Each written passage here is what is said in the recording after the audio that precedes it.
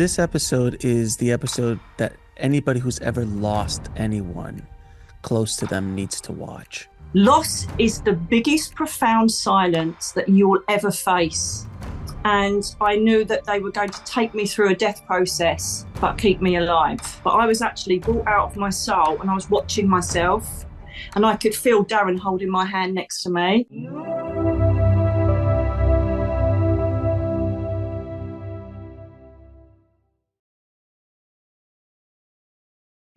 I'd like to welcome back to the show returning champion, Nicky Alan. How you doing, Nicky? Returning champion. I feel Yes. really, really important already. Thank you for having me back, my darling, darling angel. And before I even forget, just want to say happy Thanksgiving for tomorrow, but this will mostly go out late, won't it? So Yes, it will. say that. We already see a Christmas tree in the background. We know that this is a holiday episode. Exactly. There's a bit of a clue there. Bit of a clue. Yes, a bit of a clue, but I appreciate that. So, for everybody who doesn't know, you went through something so horrific and so painful that nobody really ever wants to go through it, and you went through it. And we'll talk about that's what this episode's about. It's about healing and about how you deal with losing your soulmate, essentially. This is a very unique episode because I have no notes. I have no questions. I have nothing other than allowing the universe to guide this conversation to help heal not only you, but anyone who's watching it, to be a cathartic experience for people who've lost somebody. And I know that's what your intention was when you reached out to us saying it's ready. You were ready to come on and tell your story and try to help everybody around. So honestly, Nicky, take it away and we'll kind of go from, we'll kind of see where the flow takes us. But tell everybody what happened and as much as you want to say, and let's get into it. Of course. I never thought I'd be doing this. I knew that I would reach you at some point because I feel so safe with you. Your energy is my energy.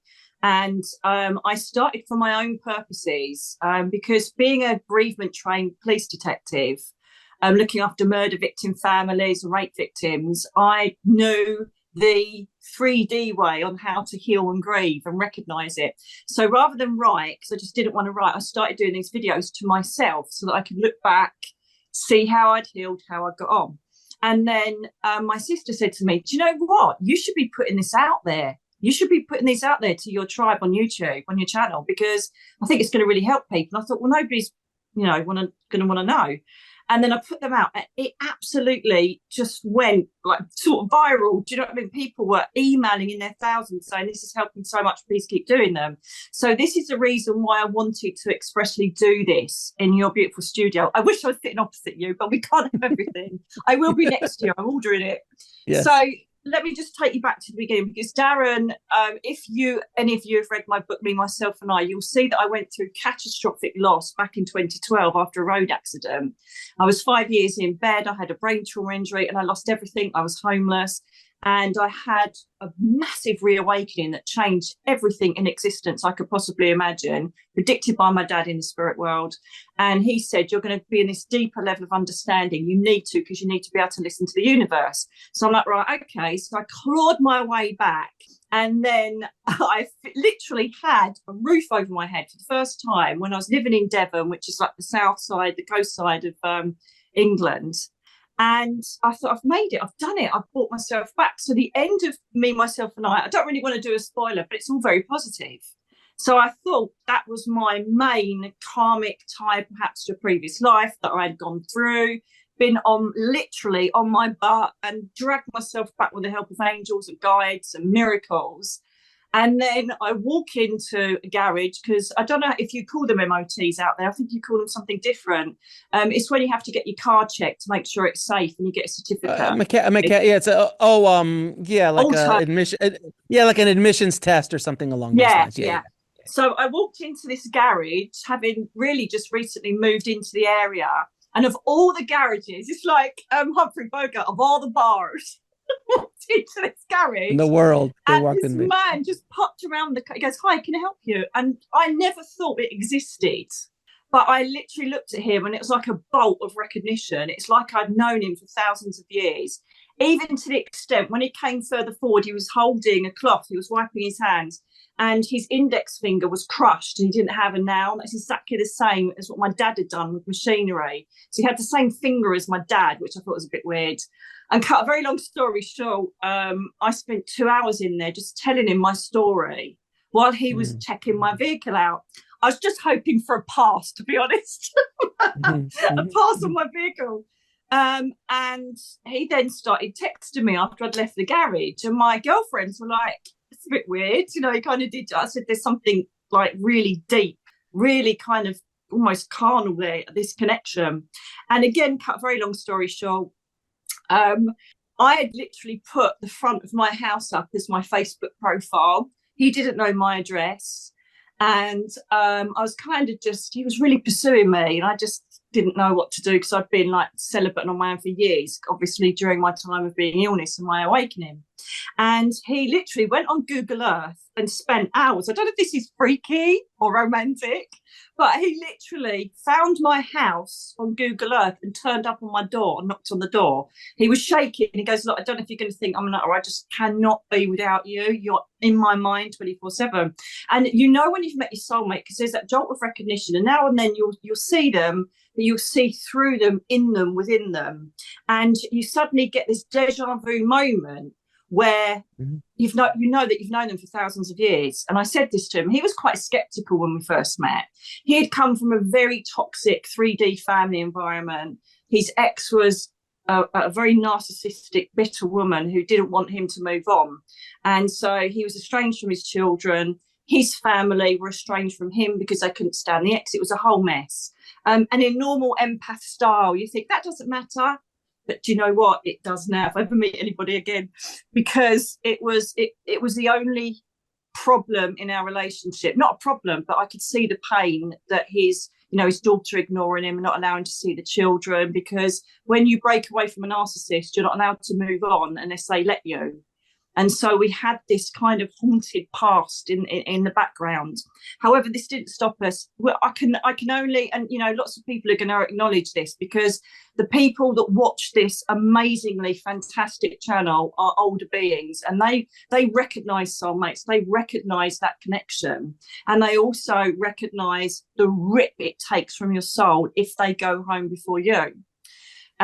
And so we were in bliss. We travelled as much as we could. A lot of you, if you've watched me, would have seen him sitting next to me with his handsome, beautiful smile. We met you, Alex. And it really was a massive impactful thing that everybody just instantly fell in love with him, all of my followers. So we then started Fifth Dimension Giftware, because he was in pain working in the garage. And I said, look, let's do this. That's, you create all the crystals, you provide the spiritual giftware, and the synergy of us working together was perfection, and we were in bliss. So I used to say categorically to Darren, thank you for giving us our happy ever after. He was miserable most of his life. We found each other and everything was beautiful, and that's how it should have been, happy ever after. So we decided that we were going to have a holiday. It was very impromptu. The weirdest thing though, Alex, was that about 3 or 4 months before, I felt uneasy and I didn't know what it was. And one of my friends had even said, I think there's going to be a death around you, because she's an amazing astrologist. And I'm like, right, bearing in mind I was in the police service, loads of police officers, and most were going to pass. And I just lost Teddy. So I'd lost my 2 fur babies, Mia. Then I lost Teddy, my second fur baby. They were my earth angels. So I was really in not a good space with that. So we went away for 3 months to Spain, come back, and I literally was like somebody possessed. I had to clear the house. I had to change the furniture. I literally went through everywhere. Everything either went to charity shops or, down the recycling place. It was just madness. And he goes, what is wrong with you? I said, I don't know. I think we're moving. He goes, we're not moving. We may be finding a property abroad and we'll have 2 homes, but we're not moving. He goes, I don't get this. I said, I'm not going to be here, Darren. We're not going to be here. So I had this going on, but I thought it was just me trying to cope with my loss of Teddy and Mia. And anyway, we decided to have this holiday because he was quite tired. So was I. So I said, look, let's have a holiday because I've got big things coming up. I need a break. So we went away. And also during that period of time, I kept saying to him, you've got really toxic family round who bumped into his daughter, about 9 months before, and she was, reading him in, reading him out, agreeing to talk to me, then not talking to me, and it was typical narcissist traits working on him, and it was heartbreaking to see, and he was aware of it. But he was talking to her. I'd encouraged him to connect with his siblings, so he kind of had relationships with them. They didn't really care for me, but I didn't care as long as he was happy. Again, typical empath thing, isn't it? So we went away, and as I said, even a couple of months before, I kept saying to him, sort your affairs out. You have got dysfunctional family. I said, you need to make a will. You need to have it doesn't even matter if you want your money to go to the cat's home, whatever you want to do. I said, we really need to sort this out, because otherwise I will be hung, drawn and quartered. And I kept saying it all the time. And he kept saying, Nicky, well, wait till we get back from the holiday. I've been so busy with, Fifth Dimension was a massive success, our spiritual giftware shop. And so he said, listen, I'll sort it out when we get back. Also, he'd just opened the business, and this is all relevant for what I'm going to tell you later on, because it's important to understand how to navigate pain, loss with toxicity and hate and evil as well. So what happened then is that he said, look, this is what we're going to do. We're going to start retreats. So he said, we'll come back and then we'll make an umbrella company covering everything together. And it literally was going to be our plan for the future, our plan for our retirement later on. I was never going to retire, though. He knows that now. And that was it. So he said, let's have a holiday and then let's get real back into work again. The second night, it was really weird when you look back. In hindsight, because his favourite thing is steak and shrimp. And that was available. We were in a lovely hotel, and the steak and shrimp was available as a main meal. And so he had that. And then he said, you won't believe this. There's chocolate fritterol. So we had those, his favourite dessert. Then we went to a table, 111. Now, I'm going to do a video of this at some point, because our number was 111. 11 was massive. And I know it was because I haven't seen it since. I haven't seen 111 since. But even the hotel room number we were in, everything was 111. And so I knew there was something significant about that as well, but I didn't know what it would be. And again, the conversation came up, and we don't drink a lot. So I said, you know what, let's have a little treat. Let's have our Tia Maria and Bailey's. It was our holiday treat we used to have. So we sat there, and I said, I'm really sorry to bring this up because you're on holiday. So, but Darren, promise me, when you get back home, please sort your affairs out. It's really important. And please, let's get the business how it should be, with all our names legally done. I know you did it out of, swiftness, but let's get it also. He goes, yeah, I promise you the day we get back, I'm going to go to the solicitors and sort everything out. And I said, that your family will never talk to me. They will push me aside. He goes, I know that. And he goes, and you'll go to Faye, which is one of my oldest friends. And I'm in Faye's house now. So that was that. The following day, he said he felt a bit sick. But then I said, it's mostly because we had Tia Maria and Bailey's, because we weren't used to drinking. And you just don't think, do you? Because at the end of the day, you can imagine, and everybody will do this, you replay. It's a natural part of grieving. You replay the events. Could I? Should I? Would I? Why didn't I stop it? Why didn't I sense it? It's because it was meant to happen. So we went down to the beach. It was a beautiful, glorious day. And we were in the water, and I could see him starting to panic. And he was a really good swimmer. And I thought, this isn't right. And then he went down. And I literally grabbed hold of him. There was someone else there who came across to him, grabbed hold of him, pulled him up, put him on his back, and straight away I knew he'd gone. His eyes rolled over. He had cyanosis, and I knew, a catastrophic heart attack. And this is where the 5D kicked in, because I then, I know, because I've been with hundreds and hundreds of trauma victims as a detective over 20 years. And you normally just shut down. You don't remember a lot about it. But I was actually brought out of my soul, and I was watching myself, and I could feel Darren holding my hand next to me. And then as I was trying to bring him up, how can you do CPR on someone in the water? So I was screaming at the other man. I said, close his nose, blow in his mouth, keep blowing. And I was screaming, and then you get everybody phones out recording it. Nobody helped us. The closest place to go were these rocks rather than go back to the beach. So I'm going, don't leave me, Darren. But I knew he had, because I then saw it, everything went misty.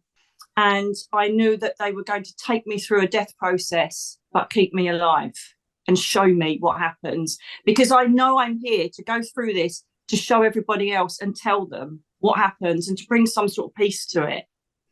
because it all went misty. And I thought, this is, I was trying to pump his chest, but he was going under. So I was trying to lift him up. And it was all misty. And I thought, perhaps it's a sea fog. You just have these random thoughts. And I thought, oh my God, no, it's Azrael. It's Azrael. And then I saw this glittering gold, and it was Gabriel. And I remember thinking, what are you doing here? No.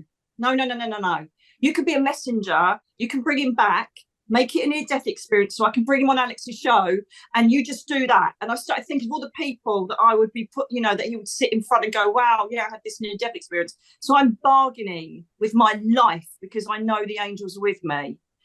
And I was shouting out to them and telling Darren to hang on, trying to pump his chest, got him back to the rock, pulled him up, and there was this lovely man who pulled me up. And then I started the CPR, but I was watching myself do it. It was like I was in a pantomime. I was watching myself do it, remembering all the techniques. Obviously, I'm training all of that. And then I was directing everybody on what to do his end, even though I knew it gone. And I was screaming at Azrael to please, come on now. Don't give this to me. Don't do this to me. And they must have thought she's bonkers, because I was screaming at Azrael and Gabriel saying, no, bring him back. And then this man came from nowhere. Someone must have run over to these people that had a defibrillator. And then that's when this lady, God bless her heart, said, Nicky, you need to come away. You need to come away from here. And she sat me over on this rock, and then the paramedics turned up and they worked on him for an hour. But right in front of me was these two mists. Every time I looked up and blinked in the sun, I had Azrael and Gabriel there, and I was swearing at them. I was screaming at them and begging them not to take my soulmate, because that was our treasure. That was our gift for going through so much hell in our lives. He'd been through hell with his ex. He wasn't loved. He was abused, and it was just terrific. And I'd only been with him 6 years, 5.5 coming up for 6 years. And I'm like, no, come on. People start this bargaining. This is what happens, natural part of grieving. Come on now. People have been with each other for 30 years and detest each other.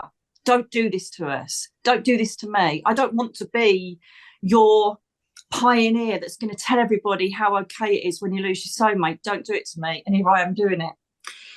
So then the police officer come over. Thank God I can speak a bit of Spanish. So he spoke to me and said, I'm so sorry, he's gone. And thank the angels. And I think this is why Gabriel was there, to allow this. He must have inspired them to say, leave her be. He was like bringing messages, leave her be with him. Because in Spain, we were in Lanzarote, they won't allow you to go with the body or view it. Don't ask me why. Mm-hmm. So thank the angels. They let me lay with him. And I took his ring off straight away, because I don't know what I knew. I just took his ring straight away. And I remember Azrael, and I feel the seraphim. I thought someone was playing music. It was surreal. And I think that's seraphim here. Oh, my God, he really has gone. And they let me lay with him for half an hour. And I just stroked him and cuddled him, and gave everything I had to say goodbye and what we've been through. And I told him about his transition to let me know when he was there. And they didn't even interfere. It was incredible. And obviously, because it was nice and warm, it's not like he was going cold. It was just the most beautiful thing and the most terrific I've ever experienced in my life. Anybody that's watched the love of their life just drop and die in front of them. And to be in water was horrific. But then I literally then got up and I thought, this is time. They then gave me his ammonite necklace, because I turned him over to the light side. He was now wearing his crystals and loving all of the energy. He'd seen so much in the house, so he was very spiritual himself as well. Being Piscean as well, very intuitive. I can't even say intuitive. And they walked me away. And I remember getting in the van, and then someone said to me, he chose to be in the water with the love of his life on holiday because he adored being on holiday. Just hold on to that. And I just went, F you, I'm not holding on to that. So I think these people are thinking, she's in real trauma, because I'm talking to these angels, telling them what a-holes they are. I'm so mad. And I went back to the hotel, and I was alone. I was completely alone. I phoned his sister and mother, and I said, look, please don't tell the ex-family yet. He didn't want them to be involved in anything in his life. They did nothing but hurt him. Please don't bring them into this yet. let's just get him home, and because otherwise it's going to start. I just knew it straight away. I knew it. It didn't have to be psychic, I don't think, or perhaps you did, I don't know. So they completely betrayed me. They're on the phone to the daughter, and on the 3D level, she's sending me a thing saying, you've got no legal rights to him, keep away from him, it's nothing to do with you. Because the family said he hadn't made a will. So they were in it because they're thinking money, money, money. So from that was the 3D that started. On the 5D part of it, I literally went into hysterical panic, and they ended up calling a doctor in, and they had to sedate me because I was absolutely beyond hysterical. And I remember going off into oblivion, and then I saw him, and he goes, come here, Nick. He goes, come here. He goes, don't worry, come here. And he walked me in to this most spectacular, like penthouse apartment. And it looked over Valencia, which is a place we went to and adored when we were in Spain for 3 months. And he said, look, I've set up here. And then you could just see the sea in the distance. And I said, well, don't stay here too long, darling. You know what you should do? He goes, oh, don't nag me already. I know what to do. And he just looked, he was in pale blue, beautifully shaven. You know, all his hair was perfect. He looked wonderful and glowing already. And then I think part of my left-hand brain, 3D side, said, we're just making it up. You're just making it up. So I'm like, right, okay, whatever. Following day, I woke up and I was arranging for his mother to come over and my brother to come over because I just couldn't cope. Fell asleep again. The doctor came and sedated me again because my heart was, I felt like I was having a heart attack. The anxiety was horrific. I couldn't breathe. I honestly thought, I'm going next with the grief. I honestly thought that. And I asked them and they didn't reply. So I thought, well, okay, I better get the doctor again then. The physical part of it was just visceral. It was absolutely horrific. So I went back off again, and then I saw him and he goes, I'm just popping there, okay? And there was this huge, brilliant white light. It was just immense. And I recognised it because I've seen it so many times when I've taken souls over or seen them showing their transition when they're passed. And I went, that's good. I said, just go through the light now then. And, you know, I'll see you on the other side. Just get there and get yourself healed and get sorted. It's really weird, you know, because it's like talking to someone that's just gone on holiday. And that really is what it was like. So when I was in that 5D environment, that complete knowledge of where the soul goes and that he literally just left his overcoat, you know, that's what kept me going. But then I was questioning it. And this is the most incredible bit of it, is I remember coming to again, and it was getting kind of late and my brother was flying over, because I was arranging all of his body, and you have to deal with all of the legal, you know, aspects of it. And it was horrific. None of the family helped me with that. No, I was there on my own. None of them even cared about that. And so I then got a phone call from my sister-in-law, and she said, I've just seen Darren. So I went, okay. And so she said he was motorbike. He loved his motorbike. So she said he's got this really nice black motorbike. He says it's his favourite jacket. None of them knew that. He bought this jacket and it was like the love of his life. I went, okay. She goes, and he's saying, I better go as Nicky's going to have a go at me. And so she said, I saw him walk into the light. I went, wow, okay.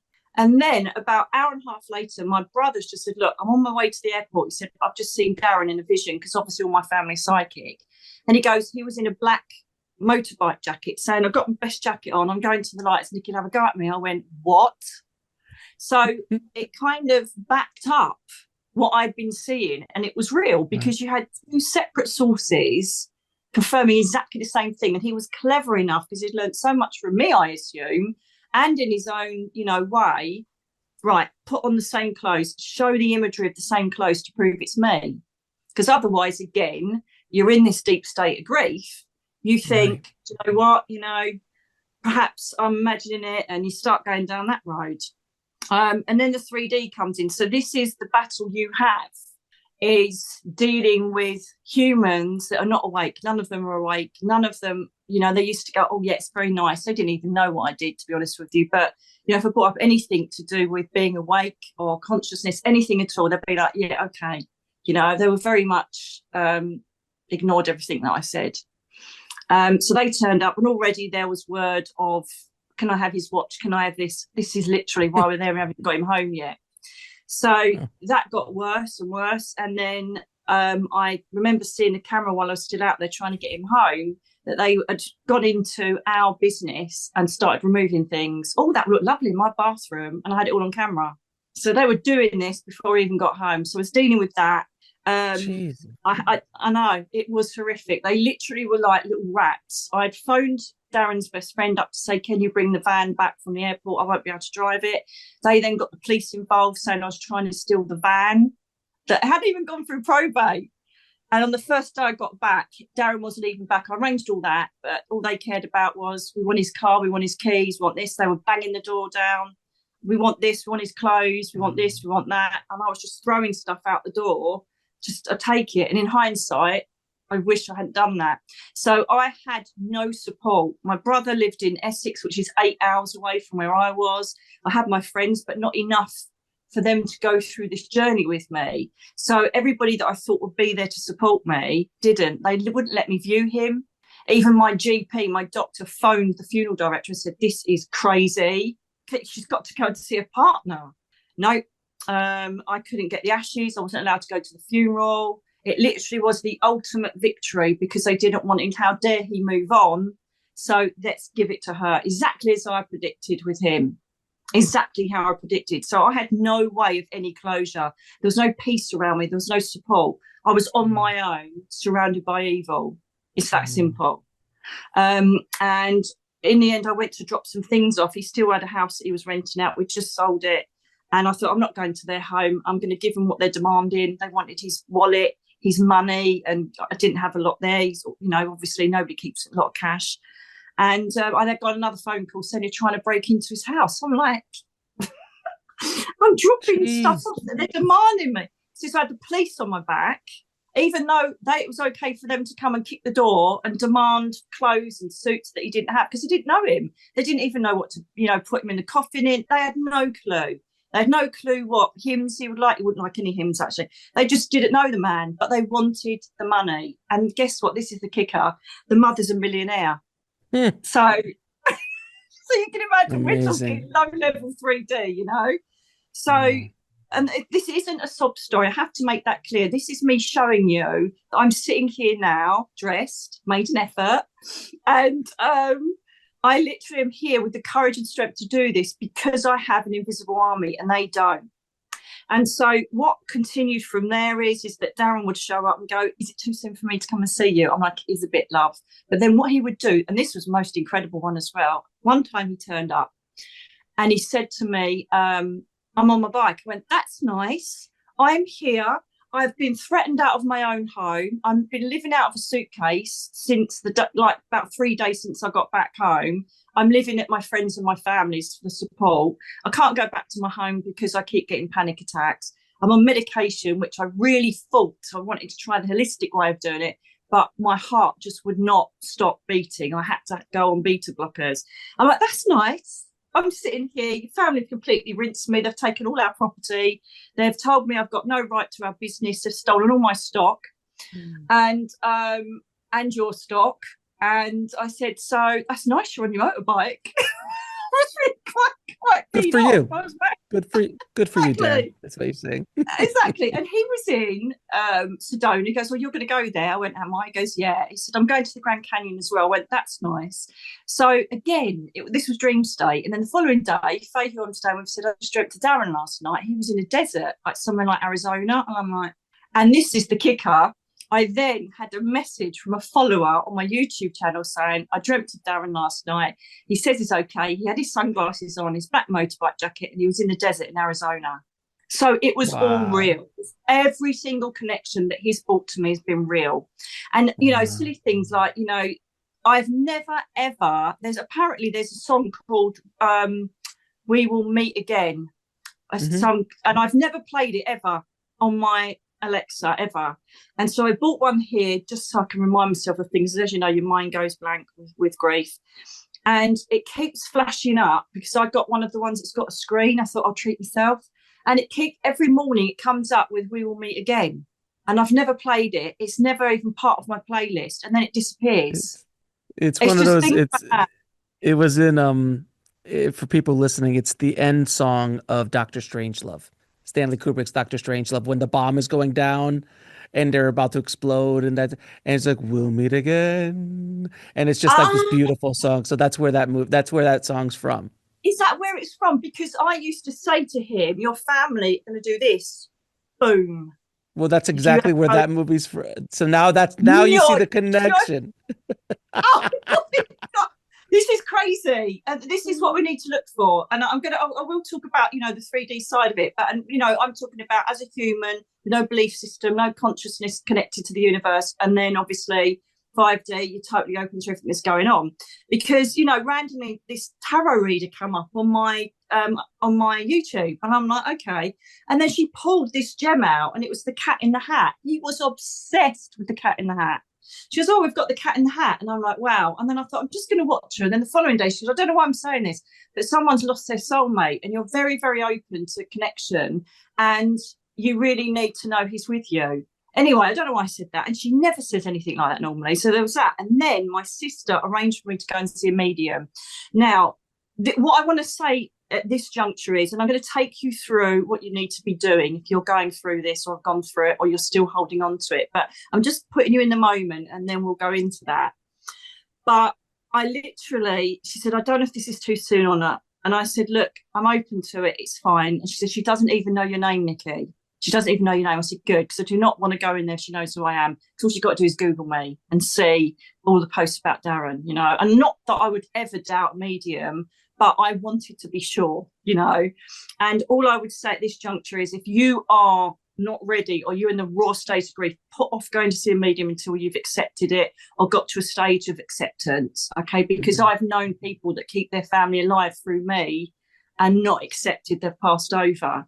But I just thought, I was umming and ahhing. I thought, I'll go. So when I walked in, the first thing she said was, "Your mum and dad are here. I'm not surprised, love.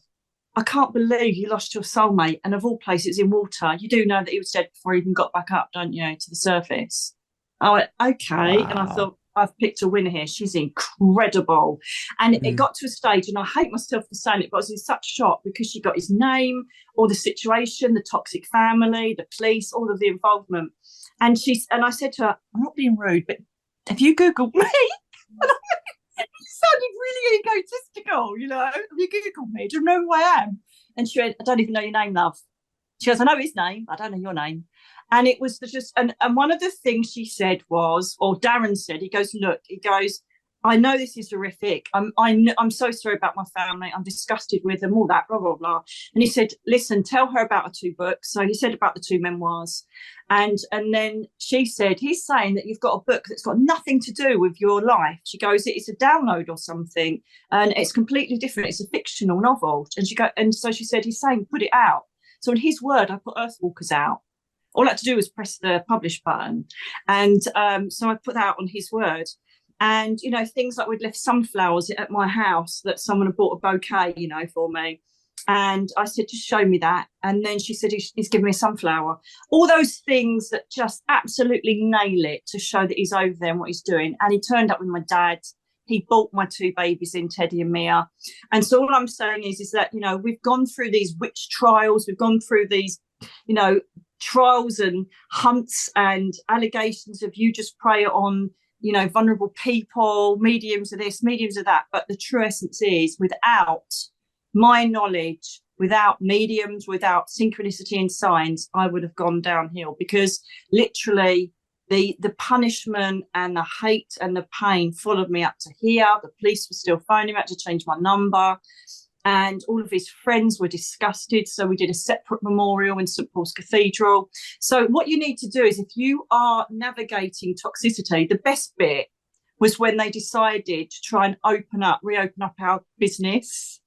And she sent a sob story out saying, "Oh, Daddy wanted me to work with him." Absolute lie. I've got special needs children. She's got one that's got autism. And Daddy wanted me to carry on the business. And she used my database to message my followers and customers with our stolen stock. Probate hasn't even gone through. Oh my They've got all my God. stuff at the house. They're just literally, I've got pictures of them taking all my property out. It's just incredible. And so that's the first time I showed some rage. And, and I'm glad I did, because I was like, F you, no. There's a time and place, there's a time and a limit, but you're now absolutely going beyond that. And so I really let them have it. And of course, the police ended up phoning me again, because apparently it's cyberbullying, because then thousands of people then email and say, you should be ashamed of yourself. We know the story of her and Darren. So you've got all of this complexity going on. And a lot of people, thank goodness I put these videos out. My sister was completely right, because everybody says it's really helping. And even the anger ones, you know, there's spirituality, and there's being spiritual, and there's being in your consciousness. But then there's times when you have to draw the line and defend yourself. And this was my time. And that's what you need to gauge, because lots of people have written back to me in their thousands saying, you know, when I've gone through the emails, when I can, when I'm clear enough to do it, is that everybody comes out of the woodwork, don't they? Everybody comes out, there's a sniff of money or property. That's all they wanted. There was no respect for Kim or his wishes or anything. And so part of me stayed in that low energy for a while. And that's when the ailments started, the back pain, the headaches, the vomiting, the sickness, the regular feelings of having a heart attack. And so when this happens to you, this is the time where you either have to sink or swim. Because most people, or some people, may think, I can't do this, I need to self-medicate. So they'll hit, you know, the alcohol, the drugs, perhaps have a dysfunctional relationship with someone. We tend to need to escape from the horror of what we've gone through. And I've also just been diagnosed with PTSD, because I keep seeing his eyes roll over and me trying to keep him alive. So I keep rerunning that. But it's good. It's okay, because yes, I don't want to be in this position. I want him back right now. I want to feel him, touch him, hold him, laugh with him, dance with him. But you know what? That's gone. So what else have you got? So do you choose that black route, the 3D route? And, you know, Buddha, it's the most incredible message that was brought to me. And it actually exists. And it made me go shivery. So Buddha even influenced this message, because I was so full of hate and anger of what they'd done. They'd dissipated, if anything, his memory and his wishes. I was the love of his life. And they knew that. And he would never have wanted me to be left destitute. And that's what they did. They ripped me to pieces and some more. And Buddha, there was this time, it was just a moment of clarity when he said, why are you drinking poison hoping they will die from it? And it's so right. We allow evil, we allow negative elements and people around us to rent our head for free. And that moment of recognition and that powerful few words. And then I actually Googled it, and it did exist. It exists, apparently. He had actually said that to the masses. And I didn't know, because as you know, darling, I'm not the one who studies or reads up. I wait for source to educate me. And then I say, hey, I've just been told this. And then everybody goes, hey, that's been around for ages. I'm like, I didn't know, because I don't read anything unless they tell me to. And so, for my goodness, this is right. I need to get in this energy away from their swamp and rise above it. And I need to be in that vibration now to connect with my guides, with my loved ones. And if Darren wishes to come in, he can. And so I changed my thought process, my energy, my whole view of everything that transpired. And I turned it into a positive. And I thought, I'm going to be sitting, and I pictured this day sitting with you, showing people that you can do this, you can get through it. It's a choice of the desert or the oasis. It's that simple. You can either drag yourself through the pain and allow yourself to sit with the bottom feeders. And it's very much, again, the essence of Buddhism. You can sit in the mud and the darkness and the filth and see nothing and just be cold and feel unsupported. Or you can reach up and go through to the light and be that lotus flower, blooming in nature, allowing the sun to nurture you, allowing you to experience that growth, allowing you to experience that peace. And so this is what I did. This is the next book. And it's mind-blowing what happened, actually, because every card I turned, I started thinking, right, I'm going to regularly just connect in. It's a very good and gentle way to acknowledge the angel realms if you're struggling, is to just do a few angel cards. And then that's when you start the thought processes, visions and feelings and guidance come in on a very subtle level. When you're obviously, you've got to remember that the depth of your energy at this time during grief is exceptionally low. And for them to try and bring their vibration down to meet yours, it's very difficult. And so this is when you get the panic of Why have I haven't seen them? Why have they not come and visited me? Do they not love me? Have they really gone to the spirit world? Is it all real? And it is, but they're there all the time. A bit like Ghost. He's always there with Demi Moore. But you can't feel it. You're in this dense, protective energy that your guides are literally cocooning you for you to go through this healing phase. And, you know, I get a glimmer of Darren now and then, but I honour the fact that it's only been 3 months, darling, you know, and I need to be acknowledging that. And so I started that, then healing sound frequency. And it's so easy. This isn't a big, do your homework. This is what you need to do to keep your consciousness raised above the 3D, you know, bad people. I just literally started saying, what number do I need? What frequency? And then it was 444. And then I started waking up at 444 until I played it. And then I stopped waking up at 444. And so 444. And then it was 396. And they were giving me all these numbers. And all you do is press play and have it in the background. I then started doing guided meditations for grief and healing because I couldn't create my own thought process or my own visionary journey. So I allowed other people to help me do that, even did my own ones. I sat in the healing pool of Atlantis and did that. And then obviously, you know, I went into this space, into one of my friend's crystal shops, and this sang to me. This is like my little baby at the moment. And it just kept, she had loads of crystals and it just kept glaring it at me. And in the end, I went, I'm so sorry. I really need to have that. And it's kyanite. And part of its properties are to heal you from trauma and grief. Wow. Yeah, it's very much a throat chakra communication crystal. But one of its main traits is to bring you through horror. And I thought, wow, this is incredible. So I thought, thank you very much. So suddenly everything started to click, click, click, click, click. So then I was supposed to go to GSIC, the Galactic Spiritual Informers Connection in Denver, and I knew I couldn't do it. And I was absolutely beside myself because I wanted to see you afterwards. And I was so excited, but my body wasn't ready. My mind wasn't ready. And I, you know, this like 6 weeks ago, I would have been, and then this happened. And so they said, you're not ready. Julianus, one of my main soul guides, said, you're not ready. People love you. Do not go to please others. Please yourself. So I'm like, okay. And then the magnificent happened. I know that I had to leave Devon. I have to leave that space. It's surrounded by his family. I went back there and all I can see is loss is the biggest profound silence that you will ever face. The profound silence in where they used to sit. They used to drink their coffee there. This is where they laid in the bed. This is where they sat in the sun.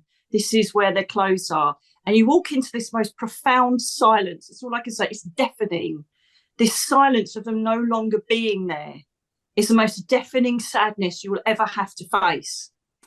And I lasted 3 days at my home and I knew that my era was done. And they said, we've got you, Nicky. We've got you.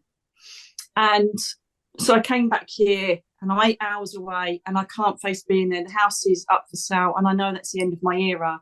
And every single card that I turn over, every single beautiful, wondrous medium that has the benevolence to bring messages to me says, you know, you've got the 10 of Cups, you've got the 6 of Swords, everything to do with success and moving on. Death card comes up every single time, which we all know. Well, if you don't, Death card is the most prosperous new era in the world.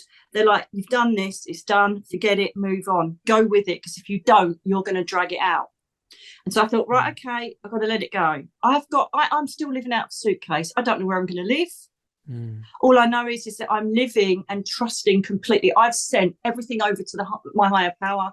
I've surrendered again, and I thought I surrendered the last time in my story, me, myself, and I've surrendered again and said I can't do this anymore. Every time I think, where am I going to live? What am I going to do? How am I going to get money in? How am I going to do that? That's when all the panic attacks start. And so I just went, let go and let God. So that went over, and since then, abundance, success, public recognition, So I agreed to do the NEC and I sent it up to Ariel for some reason, Archangel Ariel. And she's like, well, she's base chakra stuff, but she's also like, you know, the plant kingdom, the animal kingdom, weather disasters. And I said, Ariel, I said, I don't know why I'm talking to you, my love. I talked to him, so cheeky.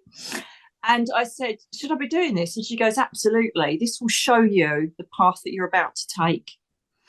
And I then got my wonderful friend George Lewis, who I had the honour to meet in Florida a couple of years ago at the GSIC conference. He basically sent me an astrological chart of mine and Darren's, and we were fated to meet. We were soulmate energy, and it was a contract that we had agreed that he would pass in water. I didn't know they were so definitive, these birth charts. Have you ever had one? Yeah. They're like, have you? Aren't they incredible? Yeah, I did not. I did not ask when I'm leaving. I would rather not know No, that oh my goodness, information. no. I did. I said, Can can you you do imagine? that? And he goes, well, and it'd already been predicted there was going to be a close death around me. And then my friend Faye But also did the earth chart and said exactly the same. She goes, he was fated to die in water with his soulmate, with you on that date. The date added up to 11. It was the 29th. so, Nikki, let me ask you this question. Because this is a question that I know a lot of people watching are thinking: is the why me story, like why did this happen to me? And that's on a three-dimensional point. Yes. But in the 5D space, why do you think your soul and Darren's soul decided to make this agreement on the other side for this to happen at this time in your life? What is the lesson that you need to do? What is the catalyst that this is supposed to start for you in this time in your life? If you even can, it's so early still, but No, can I because can. yeah, if you yeah, because normally you see it 5 years later, you go, oh, that's why that happened. But do you have any indication of what it is? Absolutely, absolutely. As soon as I surrendered, I was like, right, I can either sit and just dwell in the misery and why me's. And believe me, there were a lot of why me's at the beginning. I was insane with grief, trauma, anger, and it was why me every day. How dare you take the love of my life? We both had misery. This is our happy ever after. You've taken it from us. And then one day, I was in meditation, and it was literally just meeting Michael and getting healing and strength and the courage to move forwards. That's all it was about. That's all it was about. And then suddenly Darren had me by the hand. He was in yellow solar plexus energy, and he says, come with me. And then suddenly I was literally, it was like a courtroom of different beings. And I knew some of them were angelic. I knew some of them possibly were galactic, and I knew that I could feel the essence, but they were kind of hazy, almost like your picture behind. It was like, Yeah, I it had sounds like spirit a council. Yeah, it sounds like council. That's the word. yeah, yeah. It sounds like a spirit council. That's what that sounds. Yes, Near-death experiencers that's talk the about word. that. Yeah. Yeah. Oh, really? Oh my goodness. And this is wonderful because I kind of feel like I've been through a near-death experience, but it wasn't me going through it. So I was. you had an SDE, a shared death experience. That is an Yes. actual thing where you Is it? are in the room. Yeah, yeah. I've had experts on the show about it. That you're in the room, and it happens a lot of times with relatives. Like a wife or a husband, close family, even close friends. If you're in the room or in the space where it's happening, many times you're so connected that you kind of are brought into the process. You're never taken to where they go, but you're kind of like seeing the tunnel. You don't go through a life review, you Yeah. don't go any of that stuff. Oh my. You see the tunnel, and that's a shared death experience. That's what you had. Alex, that's the beauty of me not reading and studying things, because when I say things, they're already confirmed, written about, reported by other people. And that's what I love about this whole process. And Hmm. so thank you for that. It's an Of SDE, course. wonderful. So I kind of stood there, and this is about 3 or 4 days after my surrender of going, do you know what? Let them keep all of my stuff, let them do this, let them do that. I'm done. And obviously, Buddha had come in and brought me this poison thing. And so I was like, standing like, what do you want from me? kind of thing, a bit like that. And then none of them actually spoke. It was just like, a spirit connection, angelic connection through that consciousness, through the third eye. And they basically said, you have chosen to be a pioneer, to voice what goes on in the heavens and in the universe and in the galactic realms. You have chosen to come over to what people want to know is going to happen and report back. We gave you this amount of time with your soulmate, and you both agreed that he needed to experience what it was like to be in a happy, healthy, mutual, respectfully, environment, relationship before he went. And you were there to show him that and experience. My relationships on this planet have been really not very good. And so he was the first person that I felt safe with, who I adored in every single way. We never had an argument ever. It was perfection. And so they said, and we've shown you that now. but now you have to come back to your divine path of service. So there was a part of me that was a bit resentful, but then there was another part of me that thought, you know what, this happens to people and they're not awake. How do they get through that? And so they said, you will honor this and you will share it with humanity. And I'm like, okay. So I started doing videos saying this, what happened. And then Juliana said to me, this is the end, though, of your karmic ties. And a lot of people on this planet, majority, karmic ties, we're going to have to like cut them now from previous life experiences, because we need to do the transitional work now. So because you won't have any more. This is what we need you to do. We need you to show people where souls go. We need you to show what happens when you lose everything. We need to show the strength of the human spirit, the soul, and that it's immortal, and that once you connect back in with us, you will realize that this is a speck of a tiny experience. It's taken place in one incarnation of potentially thousands of years of survival and acknowledgement and learning. And so, like, okay, you know, you got to accept it at the end of the day. I had to accept that this is part of the soul contract. He honoured his and I honoured mine. And I said, though, to him, not being funny, though, didn't really want to see you die and have to bring you back. That wasn't great. But then I feel like if I, you know, and this is going to sound awful, but, you know, the human part of me, the 3D part of me would have preferred someone to go, oh, Darren's had a heart attack. He's, you know, he's dropped dead. That's it. And I'd have to deal with it. But to go through this horror, so many people have said to me how strong I am and how you're doing it. I'm not doing it. I'm doing exactly what they gave me the warm up for when I lost my home and lost my whole life in the road accident. You know, I've been there, I've got the T-shirt. And so I knew that I had to come to a stage of surrender, let the 3D go, let the people in their swamps carry on doing what they're doing, and me rise. And so they said, watch what happens next. Trust the process. Watch what happens next. So then the next book that's going out, it's already written. I'm adding Darren's story, losing the love of your life, what happens when they die. That's the next one. And then Earthwalkers 2 will come out. So they said, put this out there. And I'm like, oh, do you know what? Because I had a publisher in the first book, didn't go too well, you know, didn't really pick the right publisher. So I've been self-publishing. And so I'm like, right, okay. And then, you know, I watch people, and they seem to be doing everything wonderfully, because I don't really put it out there about me wanting to, you know, reach the masses. And then NEC turns up. Okay, so this council said to me, you're now going to go up and up and up, and it's just going to go huge. I'm like, as long as you heal my body, because obviously I was left with ME and fibromyalgia. So as long as you heal my body, I'm going to accept that you've not taken him, but you know, I'm going to accept he's in the spirit world. And I've gained him spiritually. You know, don't see it as a loss. I've gained him spiritually, because every time something happens, I hear him in the back of my head. I don't care if I'm making it up or not. I feel it's him, but it's backed up with another, you know, another sign of synchronicity. So I thought, right, okay, I'm going to trust the process again. And I went to NEC, and it was mind blowing. People were queuing for 5 hours just to get a hug and get my book signed, the new Earthwalkers book. And my workshop sold out. And Watkins' book said to me, this is the highest book sales we've ever had in Mind, Body and Spirit festivals in history. It's a really big event. It's held at, you know, the big events. This was Birmingham. They've invited me to Olympia, and they said, we've never seen anything like it. I had thousands of people literally follow me. It was so intense. And the love and support. And it was visceral, because the people were crying like it was their brother, husband, son, friend that had passed, because they had seen our connection. They've fallen in love with him as we, you know, started our company up, and they were crying and for me. And then someone, I remember saying, I was signing a book and I wrote by mistake collective, because someone said, this is the power of the collective. This is the power of the Aquarian age that we've come into.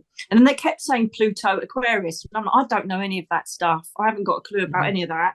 And then obviously Faye does. And I said, what's this Pluto Aquarius? Which goes, well, Pluto's just gone into Aquarius. So this is a time of, like, you know, science, medical intervention. This is what they told me. And I've told her, she goes, yeah, that's what it's all about. And the collective. And the power of the collective is incredible, because what was ensuing in the background, which I didn't know about, and this is where you come in, you gorgeous, beautiful man. I love you. And you still look like Colin Firth, but I'm not going to carry on saying that. You don't blush anymore, do you? First time we met, you were like, oh gosh, did she really say that? And then what happened in the background, you know, and I I'm not going to get too deep into it, as I will break down. There is absolutely no doubt. I've never in my life accepted anything from anybody. I've had to fight my way through abuse as an adolescent. I've had to fight every single minute of my life for my home, my property. Then I lost it all. I clawed it all back again. Now I'm not in my home again. So material aspects don't matter too much, but they do when you have to live a 3D life. And so I literally started panicking. Oh my goodness, everybody's going to leave me. Nobody's going to watch the channel anymore. I can't face talking to them. I had all that going on. And literally, what I didn't realise in the background, my naughty little staff, they were getting a plethora, literally hundreds, thousands of people saying, look, we want to send Nicky a present. We want to send her a card. We can't believe this has happened. We're all devastated. And it was getting too much. And it was triggering. Every time I got a sympathy card, it was triggering me. It wasn't helping. Of course. And yeah. And then, of course, you're paying the customs for people. They're coming from all around the world, Australia, America, Mexico, Canada. And I was getting all these custom charges. And I'm like, what is going on? And so they decided, without me knowing, to say to people, look, we don't know if it'll go to charity. We don't know. But what we do know is Nicky can't afford to move from where she is back to her family where she needs to be. It's too expensive because we're right near London here. And I'm in the backwaters on the coast, so it's like, and I'd end up in a really not pleasant place. Which is okay, but I want to be safe. I want to feel safe. And so they said, it's not about money, but we would rather you send a donation rather than the card. Whatever you spent on a card or whatever gift you'd like to give her, then please send it. And God bless you. I think I can't even remember now because your memory's shocking during trauma. Remember that, guys, and it really is natural. I can't remember if I emailed you or said I could do the show or something. And so this is so I'll step in. I'll step in and continue the story from my perspective. Yes, because you had no idea about any of this. No. Your lovely assistant reached out to me, and when we heard about what happened, we were obviously devastated, and I reached out to you right away and sent you my love and condolences, and I was here for you, and I sent that information out. And then she reached out and she's like, listen, we started a GoFundMe page, I think it was, or something like that, for you, for Nicky, because she's having a really tough time with Darren's family, and she can't afford this. Can you put the word out? And I'm like, okay, sure, not a problem at all. God And bless. I put it out, and I told this amazing community, the Next Level Soul community, what had happened. You're so beloved in our community. Our episodes are some of the top, not only performing, but most beloved episodes because of you and I's banter and your amazing energy and all of this. It's always such a beautiful experience. I put it out there, and then I just would check daily, and I would go in and I would just go, oh, because I think when we got there, it started at like 3,000 or something like that. It was already at 3,000 pounds when we were done. And I don't know if it's all of us, but it was a lot. I know we sent a lot of people over there.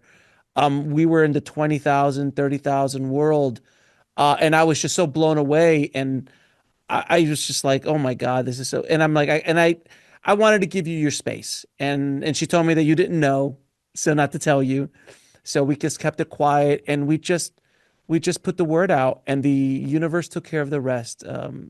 Nicky, God bless you, because of course, I've never ever had anybody help me ever. As I've said, and you're very much the same. We've had to fight our way, hustle our way through life to get somewhere, and they ended up breaking it to me. I can't even bear talking about it, but they ended up breaking it to me.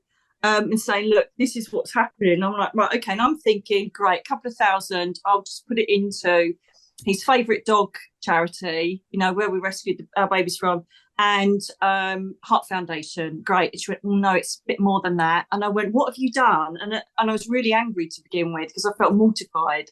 And they said, look, people were sending so much stuff. We said it's easier to help you to move in a material way, get where you need to go, and people were happy to do it. We didn't beg, we didn't do anything. And we spoke to Alex and went, what? Oh my goodness, she spoke to Alex.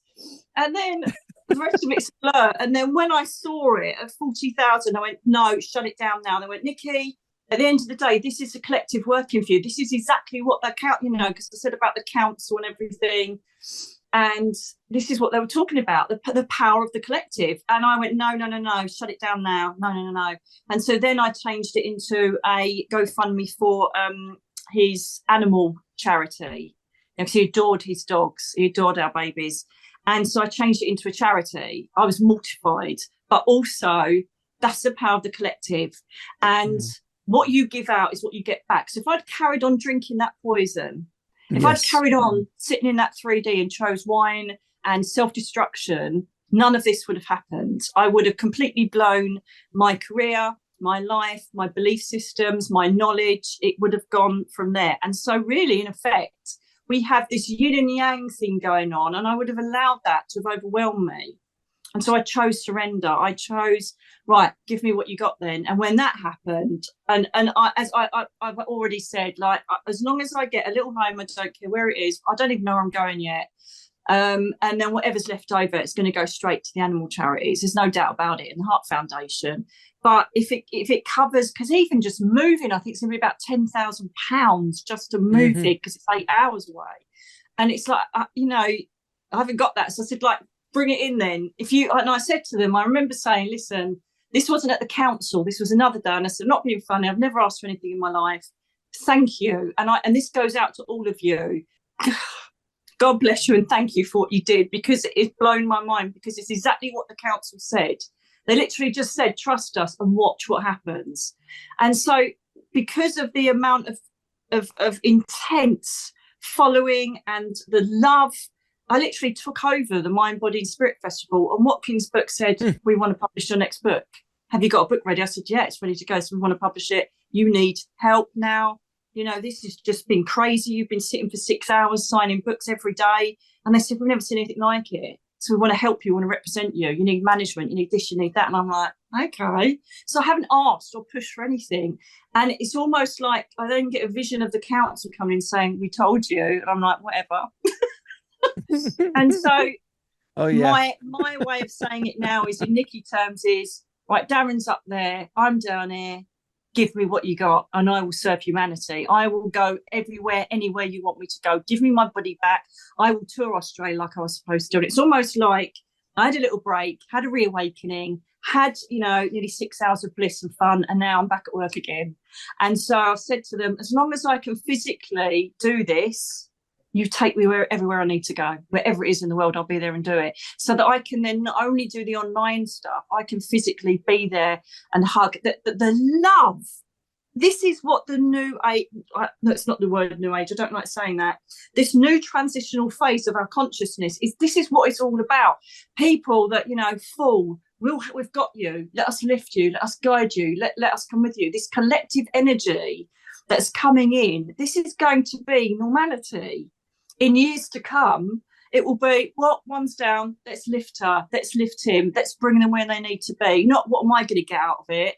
Or, you know, I'm only doing it because of this. There's none of that going on. There'll be no bargaining. It's pure love. And look what you did.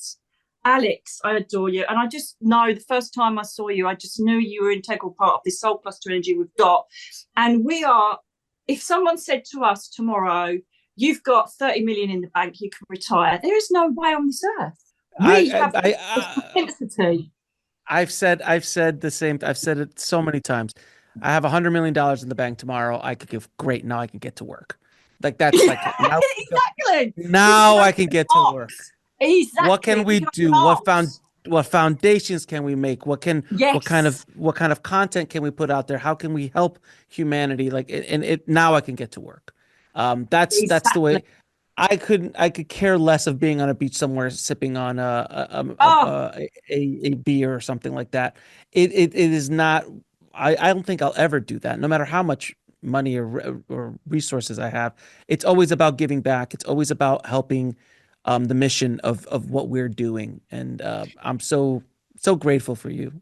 Exactly. No, and for you, because you know what? Another thing because now they're literally in my head all the time. I'm living almost 5D than I'm 3D. It's like I just have to bump back down now and then to perhaps, you know, change my address or re-register at another doctor's surgery, you know, and then I'll come back up again because I can't be doing all the 3D stuff, you know. And even the fact it helped me because, you know, normal people need a funeral, normal people need the ashes. And then I'm thinking, what am I going to do? So I've got his ring. And then I get someone, this beautiful, lovely angel that sent me. And it's such a clever thing. Look for this, guys, if you're going through this. It's an egg, and it's got all of these beautiful, it's got a lovely spell around it, like a Gaian spell. It's not like Wiccan, but it's got all these blessings in it. And what you do is the egg is blessed, and you place that, you plant that under a plant, and that's a replacement for the ashes. So you put it in the soil, and it organically, creates all the minerals for the growth of the plant, and that's instead of ashes.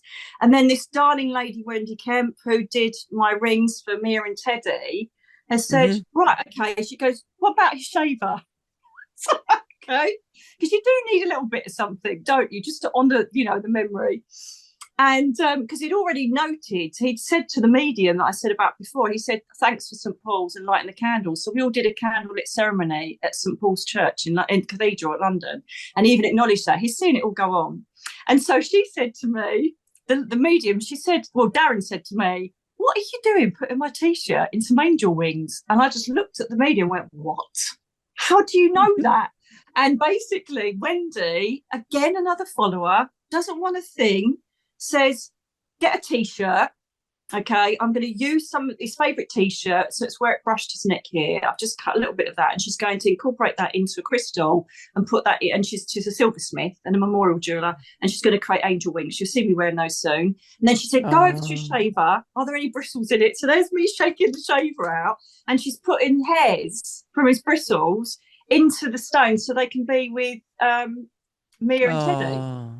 Oh, that's amazing. And so again, you get that confirmation. And so you worry, you ask, you think, we'll deliver it to you. And this is a message to everyone. It is the most hardest thing to have a belief system in a higher power and think that everything's supposed to be, right in the world when you lose the love of your life. All I can say is that I would have gone down a rabbit hole of complete misery, even possibly. I'm not going to lie to you, Alex. I will say this, that when I got back to the hotel, and this is the first time I've shared any of this with anybody. I did say about this once on a video in my deep grief, but I went back to the hotel and I undid. I don't know if you have tramadol over there. It's a really strong painkiller. The whole pallet I put into my sunglass case, and I sat on the balcony looking at the sea where I just lost him. And I thought, I think I'm done. I think it's my soul contract to go up with him. And I sat there for half an hour looking and just swishing him around, thinking it will take 10 minutes. Nobody's going to find me because nobody's here. I'm on my own and I'm going to go back home. I think I'm done. And then something just come into my energy that was like, well, no, you're not done. You're here to show people how to get through this. And then you think, I don't want to show people my pain. I don't want to do that. Thank you very much indeed. And I'm like, what in the Archangel Michael is going on? Why put me through this pain? And you do become victim mode. And then I just shut the case, put them back in the cabinet and thought, I'm going to do this because I'm not going to be harming myself. I can't allow my brother to find me on top of, because don't forget, all my family adored him. So everybody wasn't given the closure. Nobody was allowed near the funeral. It's ridiculous.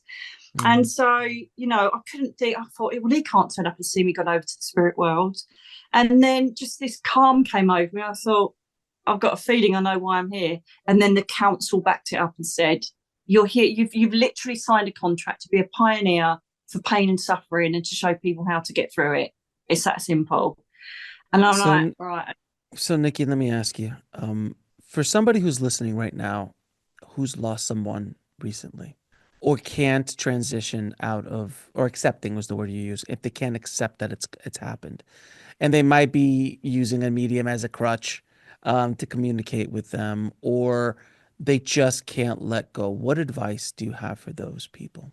The number one thing is you've got to be kind to yourself every single day. You have to own your feelings. You have to have positive people around you. Please don't go to mediums. I know the feeling.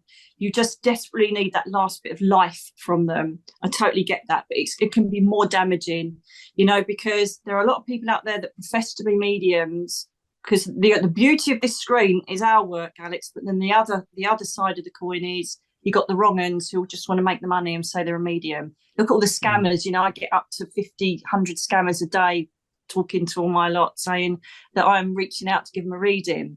Please don't do that. Seek help with your health advisor, or, you know, don't diminish or don't kind of underestimate your feelings. If you are feeling suicidal, if you are feeling that you can't cope, you got to reach out. And that's one of my biggest lessons this time around, is reaching out and asking for help. So I would have stayed at home on my own. I know I would have, but I just said, I need help here. I need people to support me. You've got to vocalize every need and want. Get help, get counselling. I'm currently with a counsellor. Again, another follower who said, I'm going to give you 10 sessions of counselling. I'm seeing an EMDR person, which is the eye movement, to reprogram the replay of his passing. So, you know, just because I am now sitting in that 5D energy, it doesn't mean that I'm not going to suffer. You know, someone said on TikTok, well, you'll see him again soon. What are you upset about? And I'm like, really? Don't be such an idiot. There's some real players in there, isn't there? I'm like, oh my goodness. Oh, the internet. And I know. So you've got to be kind of yourself, reach out, be honest, be in your space and do whatever you have to do. But please be mindful, if you feel like you are using something else as a crutch, using a medium, alcohol, drugs, whatever it is, that's when you need to reach out the most and say to someone, I feel like I need to self-medicate, I can't cope. And as I say, you know, I would recommend every single time trying to find a higher power. You know, whatever your creed, religion, belief system, get into your churches, get into the spiritual center, whatever is going to make you feel that you have got someone that's got you, an invisible force that's got you, more powerful than any human being down here. Half of the battle is going to be won for you. Okay, and then, because once the signs and the synchronicities come in, it's truly remarkable. It truly is remarkable, because you'll start thinking, wow, you know, he dropped feathers for the first 6 weeks every single day in front of me, even if I was laying in bed. It was crazy. I've kept them in a whole box. And then everything just leads you forward with synchronicity, because they've got your back. And, you know, things like the kyanite, and then suddenly, you know, one of them put in my head rhodonite, never heard of it. You know, and this is for grief and trauma and loss. And I didn't even know that, because I don't study anything. I just wait until I know about it and I tell people. And so they've got you. But if you can't get to that stage because of hate, anger, pain, or you're in a toxic environment, it's one day at a time, being kind to yourself and trying to keep yourself away from those negative people. And do not drink the poison. Let them be in their own space, and you go beyond that and reach out. You know, I've put the grief program on my YouTube channel, which takes you through the scientific, if you like, or the textbook, what happens when you grieve. And then I give you the spiritual, what happens when you grieve, and then what you can assist you, you know, what angels can assist you, what crystals can assist you. And this is what this new book's all about. But, you know, you just have to be true to yourself. If you lie to yourself, oh, I'm not drinking too much, no, I'm not doing that, no, I don't feel suicidal, if you do that, you're going to create problems. And get in nature every single day. I'm grounding myself, or thank goodness, I literally, at the moment, I'm a minute from the beach. And so I'm there grounding myself. Every ceremony, full moon ceremony, I'm out there. This is what I don't want. This is what I need to get rid of. This is what I do want, please. Thank you very much. You know, all of nature is your number one strength and key to your healing.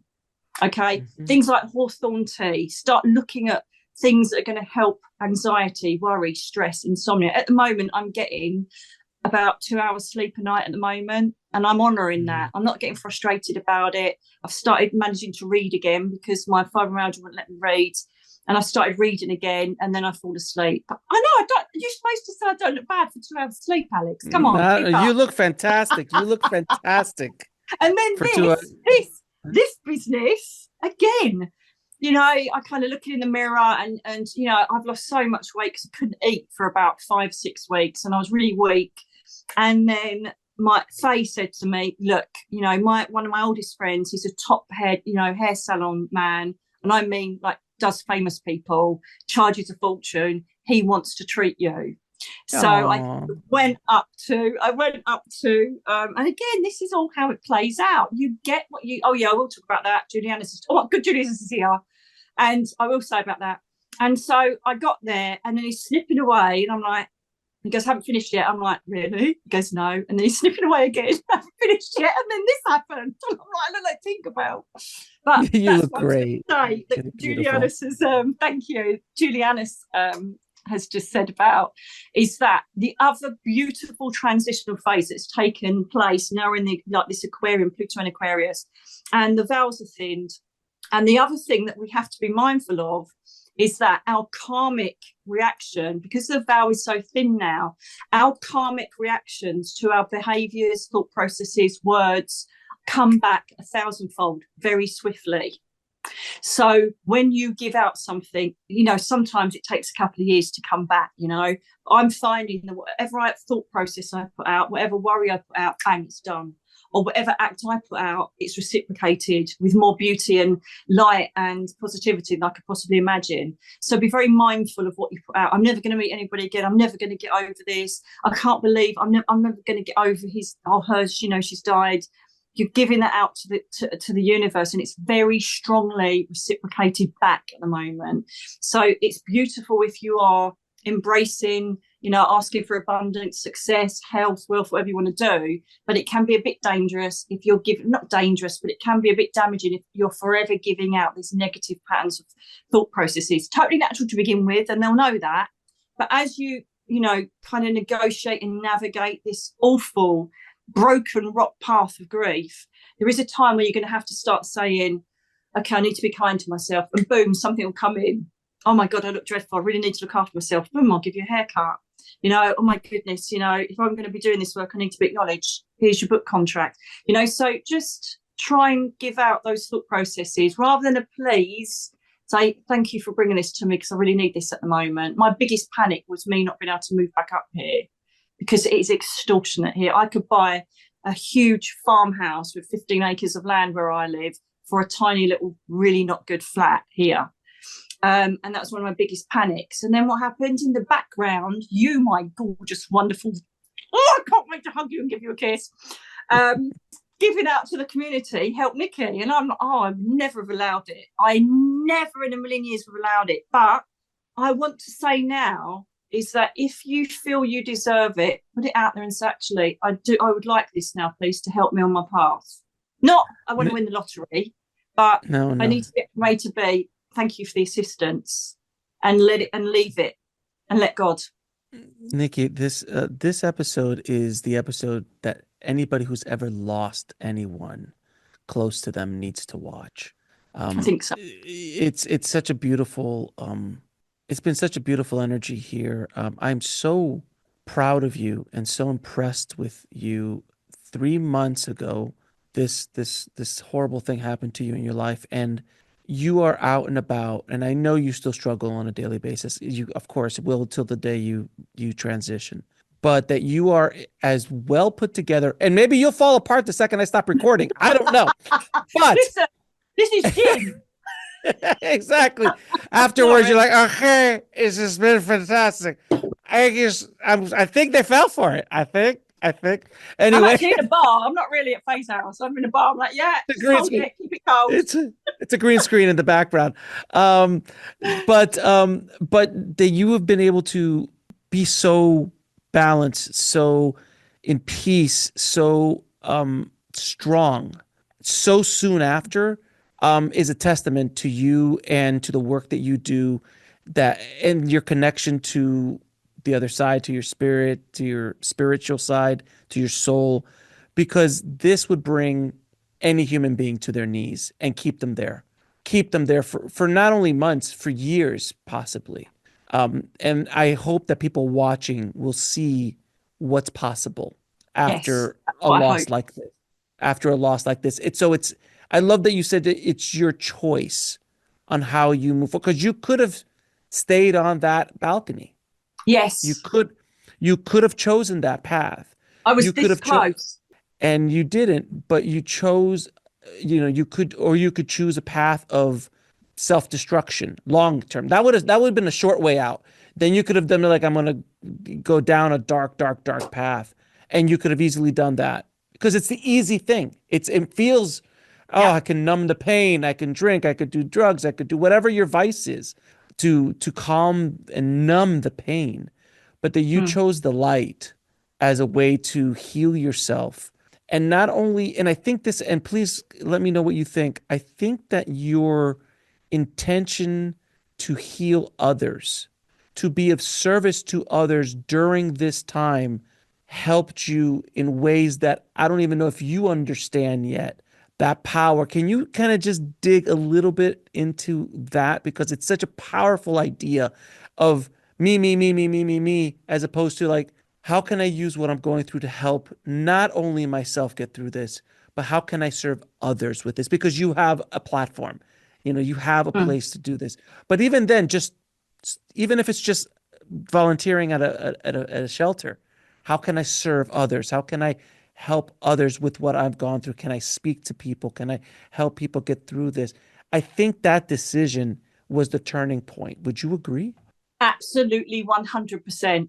And one of the biggest things that all of those people said over that weekend, last weekend, was, you've helped save my life. You saved me, Nicky. If it wasn't for you, la, la, la, la. And I went, no, no, no, no, no, no. You have helped me. I've helped you. Or perhaps we've saved each other. Without you, I wouldn't even be here. And so I literally, if I didn't, and again, look at the jigsaw pieces, Alex, right? Because if you remember, the original story was, when was it last year? I had £200 in my account and said, I'm not being funny. You need to get me out there or I'm just going to give up because this is ridiculous. Nobody cares what I've got to say. I've been doing this for 12 years. I haven't got a pot to pee in. I'm totally skint. I can't even, get cremation, get ashes for Mia, my dog. And what the hell? And then 4 days later, hello, would you like to be on Alex's show? I'm like, no. And then 2 days later, do you want to come to GSIC? And suddenly it went boom, And so literally, if you think about the work that our guides do, they say, right, this is what's going to happen. Darren's soul contract is he's going up on the 29th of August, 2024. So she's going to absolutely lose her shit. Right. So how are we going to sort this out? Well, hang on a minute. So we need her to go on and see Alex. She can go to GSIC. Then my biggest following is America. God bless you, beautiful people. And it always was prophesied that America would be my foundation. Anyway, that's another story. So they then obviously said, right, okay, so your lot had a coffee around my lot, around the conference table, and gone, right, how are we going to deal with this? Well, what we're going to do is we're going to make sure that Alex sends out can you come on his show? She's going to get a following there. Then she's going to get other people to follow her. Then she's going to go to GSIC. Then she's going to get a lovely following and she's going to see the karmic or the reaction to what she's given out over all these years. She's clawed her way back from laying in bed in a wheelchair and been told she'd never walk again, lost everything in her life and has got it all back. And now we're going to show her that people are going to, acknowledge her for that. Because when he goes, if she hasn't got that, she'll mostly go with him, And so my whole purpose in life has been to help. That's why I was a police officer for 20 years. My whole life, I need to help. Empath in me anyway. And so to come to that arena where people say, you saved my life. I said, no, I didn't. I nudged you in the right direction. You chose to walk that path. I didn't take you there. I said, this is an option. Or that's an option. Do whatever you wish you want to do. I'm just here to show you I took that option and look where I am now. And that's basically what my books have been about, what the online presence is about, what the whole weekends and the seminars I do is about, is I'm showing you, this is not me making me feel like I'm giving you the hand of God, but I'm doing the same job I used to do. When I was a cop, I used to come in, tell the murder victim family their loved one's been killed. And then I would facilitate information from the hub, the office in the police station to the family. All I'm doing now is facilitating. I've been promoted. I'm facilitating the hub, the energy, the universe, the source, and I'm bringing it to humanity. It's exactly the same job. Oh, my goodness. The acknowledgement, the love, the support, the amount of people that have literally saved their own lives through just me sitting and having the courage to press record has been phenomenal. I'm reaching hundreds of thousands of people and I'm just so grateful for that. That's all I want to do. That's all I want to do. And as you said earlier, $100 million in the bank, great. I can do ARCs for, shelters for animals. We can run a huge retreat here. We can run a centre for homeless or whatever. That's what I'll be doing with it. Other people will be thinking, oh, what yacht should we get first? You know, the Oh, 3D please. people. Like And it's so just. I know, right? So I I to me literally, it's so funny. I don't mean to interrupt you, but it's so funny when you no, say it's things okay. like that because it's so far removed from like anything, anything that I can even imagine. Like I need a I know, yacht. Why right? would I need a yacht? Like why it doesn't know any of I that know. stuff. It just makes no And sense. it's the same as my channel, right? I'm like, please grow, because I can't wait to be able to start setting up the money that goes to charity like you do. I'm like, come on, to have enough where I can live, so that and I can get, because you have to pay marketers, you have to pay for all of this fandangled equipment we use, and it's a lot of money a month. And I'm like, come on, because then I can start literally doing charity work and doing all this and that and make it bigger and better, whatever. I don't know. But they do. They're like, oh, I could get a nice new car. And it's like, as long as mine goes, I don't care. Do you know what I mean? But Hmm. every single person I spoke to in their thousands over that weekend, I said, no, you saved me. You gave me the impetus to keep going. And that's what the collect is all about. This is what we're aiming for. And I literally said to so many people that were there that were running stands and members of the public, I said, we walk into this bubble of love, mutual respect, the namaste energy of just accepting each other and seeing each other in our avatars and looking through that. Why can't the earth be like that? But that's what we're aiming for. We're aiming that we don't have to keep walking into bubbles of mind, body, and spirit festivals. We're aiming that that will be in our communities. It will be Hmm. natural to just be in that namaste energy, to be in that, how can I help you? What have you been enlightened with today?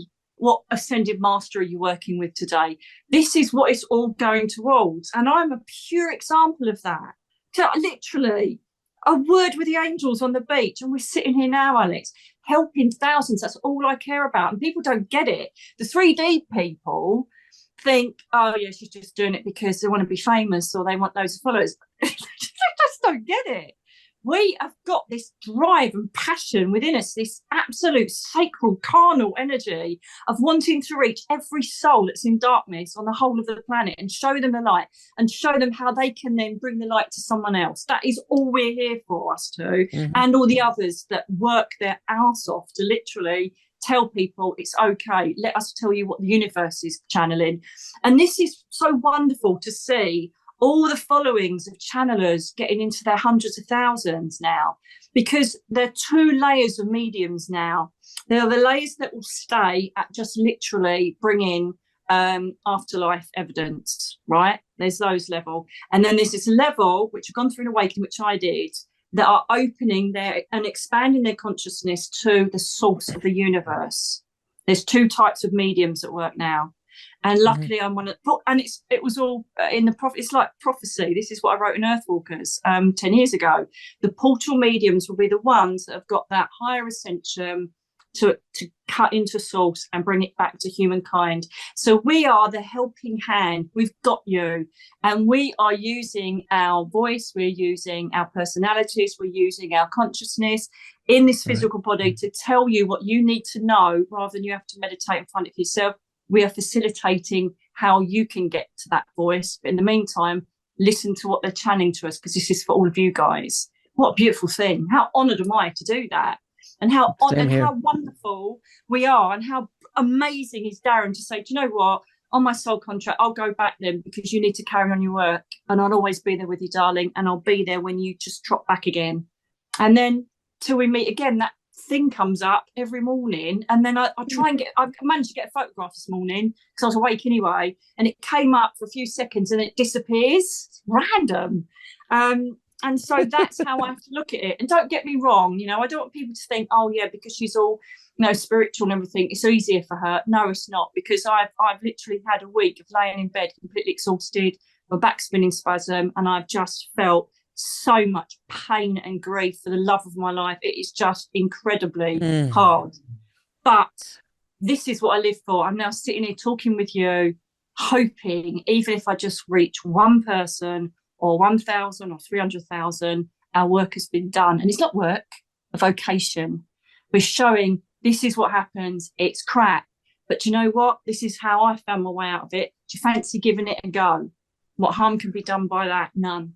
So when we're done with this conversation, and we stop recording, you should go to YouTube and type in "end sequence of Doctor Strangelove," and watch the end And I'll sequence cry of my eyes Doctor. out. If you like, and it'll just I be will. you'll see what the song is and how it's incorporated so beautifully into that film. I'm a big Kubrick fan, so but Oh, that's how that you know. song, yeah, and I'm a film geek, so I have useless information in my head about Of course every you movie are. ever made. But that might bring you a little solace, because you Thank were you like, oh so yeah, much. and the bomb, and with all that kind of stuff. I've It's even such there's a a video on TikTok of me actually doing that, and it yeah. was almost code to him. You know, your family So now just you, gonna boom everything, and it's just again they obviously knew we were going to have this conversation. I was going to bring it up, and he's been playing it. I bet you'll never see it again after today, so that he could play that to me through you. So it's another beautiful sign that he's sitting there with us now and bringing us love, light, humour, bit of sadness. But at the end of the day, I know I'll see him again, and I'll give him a slap. this Yeah, is like I you won't really God, slap I'm him. being. God bless you. I know we agreed on it, but Jesus, man. I said, I know And we then, agreed on it, but I don't want to see you die. and then the second you say Jesus, man, Jesus pops up. Yes, I'm like, no, no, no, not right now. I'm too busy beating up on Darren. Exactly. I've had Mary Magdalene though. That was nice. That was unexpected. Mary Magdalene, because I come from the bloodline of Mary Magdalene, and Mm. she came in about. I think it was just as I got back, and I was in so much pain and so tired, and I was in a real because I'm now. I feel that now, you know, it's like my friend. Her father died a year ago, and they're just clearing the house now, and I'm like, wow, I had to do that on day one because they were banging my door down, wanting his clothes. And they had no right to them. If anybody's got any legal rights, it's You me. know, But what's the point of fighting them? Don't need can to. I can I propose a theory that just Mm-hmm. came to me? Yeah. Do you think that the pain and suffering that that family made you go through forced you to grieve faster than you would have been comfortable? Because you obviously Oh weren't comfortable yes. doing it. But so they had a purpose in this. It wasn't just, twisting the mustache, I'm an evil person. They might be playing that part, but they were there. In looking back, just from what you're telling me, it seems like they Yeah. helped you move through this faster, Yes. even though it was painful. Absolutely. You know, because the third time the police have phoned, I don't know if it was a real police officer because it was like, you know, I kind of told him what to do and it wasn't very polite because I said, legally, you shouldn't even be phoning me. There's no criminal offences here. It's complete rubbish what you're talking about. Go away. But I said it rather more colourfully. I'm not going to lie. And I thought, right, I'm going to have my final say. So I just, you know, because they kept battering me no matter, you know, if I blocked them on one phone, they'd find another phone number to get at me. It was just pure harassment. I thought, right, I need to change my telephone number. And so the last thing I put was, okay, I'm changing my number. I can't deal with this harassment anymore. I'm so sorry you feel you need to, but thank you for helping me get through my grief more by creating the anger for me to want to survive.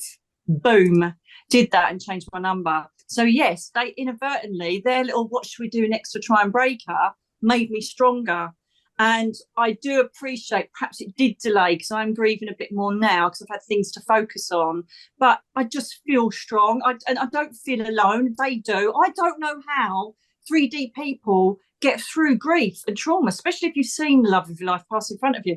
How do they do it without a higher power or higher consciousness? Or, you know, how do they do it? Do they just think, oh, they're gone and I've got to get over it? Perhaps they are the ones that go downhill. But I've got an invisible army around me. And literally, I don't want to bring it up again, but when she started, the daughter started this sob story, the complete lie about her taking over the business, and everybody knew everything had been stolen and nothing had gone through probate. And she got hit by hundreds of thousands of how dare you. You know, oh, this is our new email. Oh, hope to get your business for Nicky's stolen stuff. Do you know what I mean? And they literally gave it to her. The karmic, it took about 4 hours for the website to go down. And then obviously I get the call from the police. I'm like, hang on a minute. These are my followers that have sent this. I haven't sent or done anything. I've just told the truth. So crack on. Don't phone me again because I've done nothing wrong. And so, you know, it's Wow. just, yeah, exactly. And again, power of the collective. And this is just a small example of what it's how the world is going to be running. You know, so many people, oh, what's coming next? And it's going to be really bad. And it's going to be a rocky start. By 2032, like we've got 2026 as a landmark, 2032. And we're going to be seeing this so much more. Sorry, are you trying to have a go at someone that's in the light army? Oh, big mistake. Let's just wait for the karma. And so it's not waiting for revenge. It's not drinking the poison, hoping it'll affect them. It's, I don't fancy your chances, because I know now that karma works so much stronger than it ever has on this planet, that everything you've given out, every ill truth, every bit of hate is going to smack so back.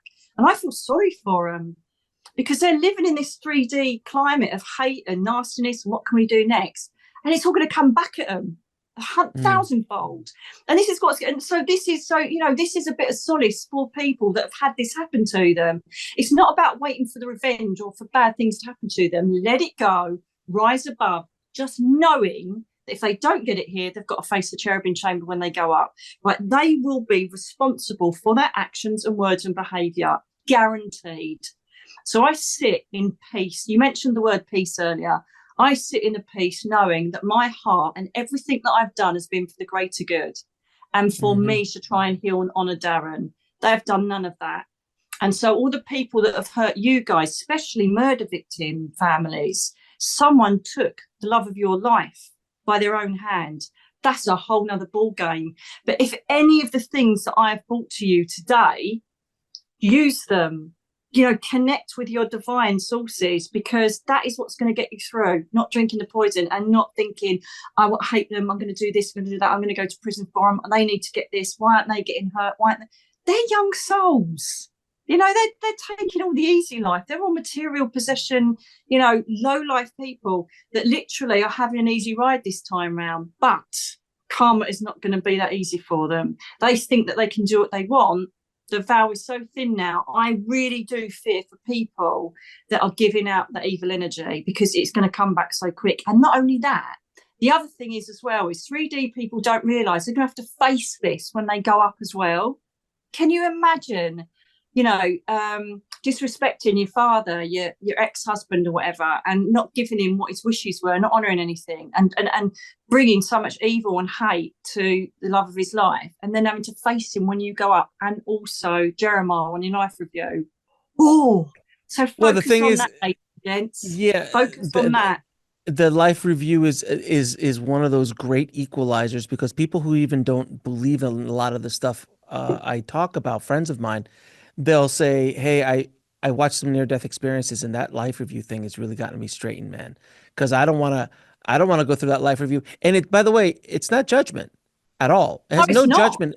It's not judgment, but you get to feel how you made other people feel during a life review, so you can Yeah. learn the lesson. And imagine what you. I'm like, oh God, I'm gonna have to deal with that. It's, yeah, Darren's not gonna be up there going wagging his finger. That's not the way it No, works. But he's going to be in Arizona. he's obviously somewhere in the Grand Canyon right now. He's on Route 66, baby. So He is most probably. He always wanting to do it. yeah, exactly. So But you're right. it's a different, it's one of those great equalizers, and I think it brings people a little bit sense of solace to understand that karma will do what it's going to do, and sometimes it will happen in this lifetime. But now it seems a lot of things are happening very quickly on both. Oh, It doesn't have to be a negative. If you're putting out beautiful things, 1,000 times that's going to come back to you. And so that's what look I at said. you. Yeah. Look Yeah. what happened to you. You were blessed with all those gifts and money that got sent to you to help you and your charities. And where you are now, you seem so, again, you could fall apart the second we stop recording, but as of right now, you look fantastic. You've got a Christmas tree behind you. You seem joyous. You do not seem like a person who lost the love of their life 3 months ago. And I'm so proud of you for the journey you've Thank taken up you. to this point, and I'm so proud of you for sharing this publicly. This is something that most people would never in a billion years want I to share know. publicly, because of all the hate and the trolls and the things like that come out from things like this. Mm. But that you've done this is a testament to your strength and to your mission to help people. So, do you have any final words for people listening that you think, or that spirit thinks that they need to hear right now?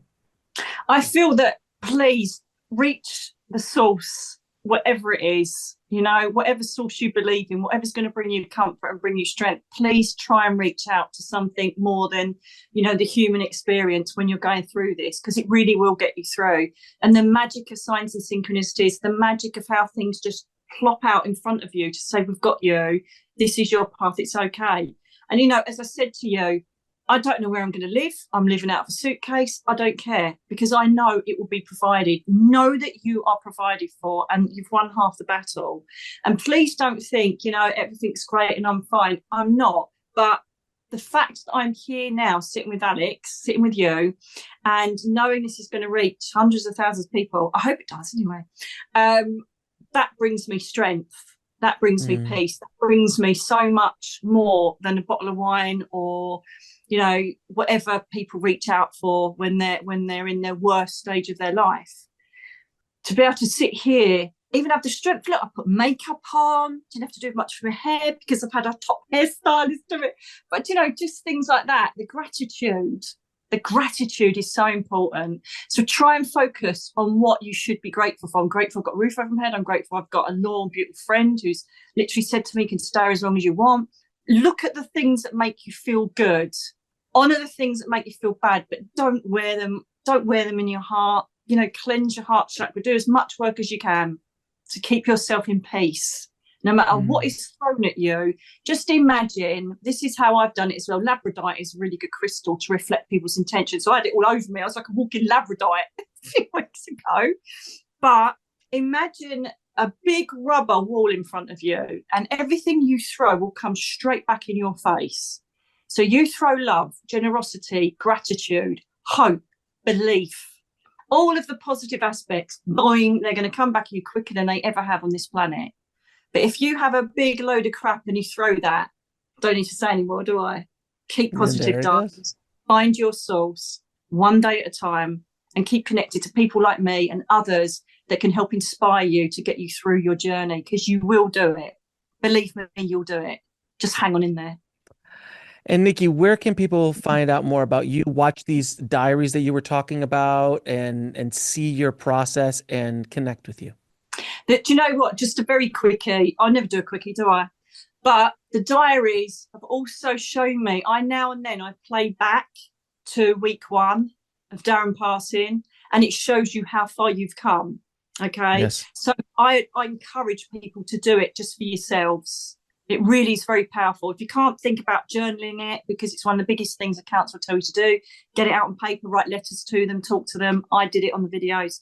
So that's my YouTube channel, Nicky Alan. It's that simple. Just Google my name. It's ALAN. I work in memory of my dad in the spirit world, Alan. Or come to my website. That's got everything. But to be fair, if you just put in Google Nicky Alan Psychic or Nicky Alan Medium, Nicky Alan Angels, everything comes up.